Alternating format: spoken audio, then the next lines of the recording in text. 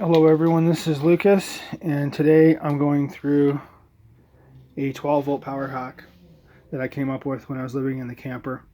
Just to give a little update, I had my camper impounded by the police. I built a tiny house out of a camper, and I had a custom 12 volt electrical system I designed in there, and it was enough to power all my computers and devices and all that kind of stuff.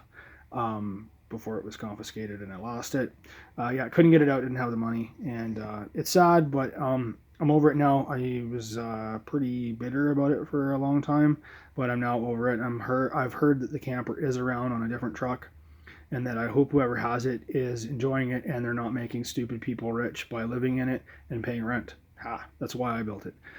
Um, so I came up with this hack living in the camper, and I needed a main source of power, and I wanted to go 5 volt, 12 volt to 5 volt because it is the most efficient conversion of power instead of trying to go from 120 volt off the generator to 5 volt. Doesn't make any sense.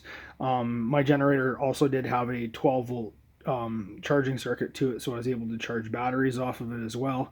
So 12 volt to 5 volt was how I decided to go in the end, with a dedicated plug on 12 volt to charge my laptop. I got a power booster from Amazon for my laptop to upgrade from 12 volt to 24 volt. If you look on Amazon today, though, they're very expensive. I saw that they were around $70 because I wanted to get another one for here, but um, I might buy one and then I might tear it apart so that I can just build one myself out of a dev board and then show everybody else how to do it, because man, $70 to go from 12 volt to 24 volts is a little hefty, and there's no way that um, converter is worth that.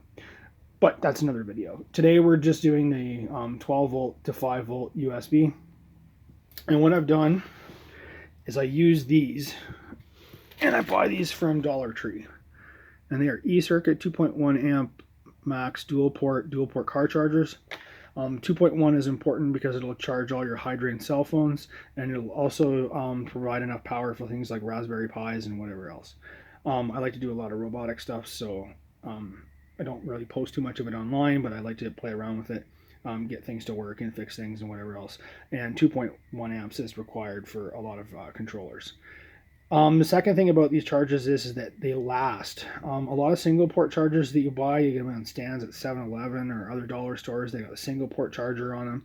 Doesn't matter where you go, they never seem to last.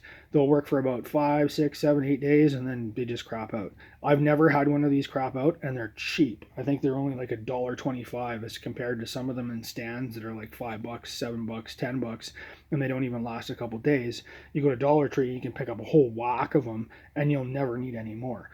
Obviously, I lost all mine in the camper when it was confiscated, but yeah, I'm using these here now. In the camper, I had female connections also for my 12 volt power supply.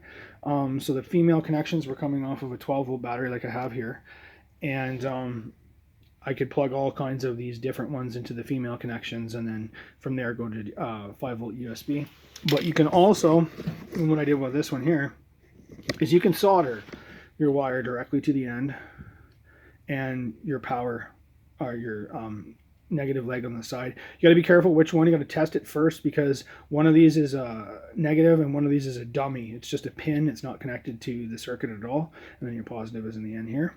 And these will solder. I soldered these like I did in my other video with just regular Princess Auto solder, and I actually used a propane lighter, or a butane lighter, sorry, I got from the dollar store. So just with a little Princess Auto solder, dollar store butane lighter, and a dollar store 12 volt to 5 volt converter, and a little bit of electrical tape. And if you have a couple clamps, you can create your own little power supply to charge your cell phone. And since these are dual port, I can actually charge two cell phones at the same time. See here, this one's charging right now. I have this one is actually plugged in, so this is the cord. See, it's actually plugged in while I'm filming this video, so it's being charged as well. From my experience in the camper, I only ever buy truck batteries. This is a used truck battery I got from Pick and Pull. I think I only paid $44.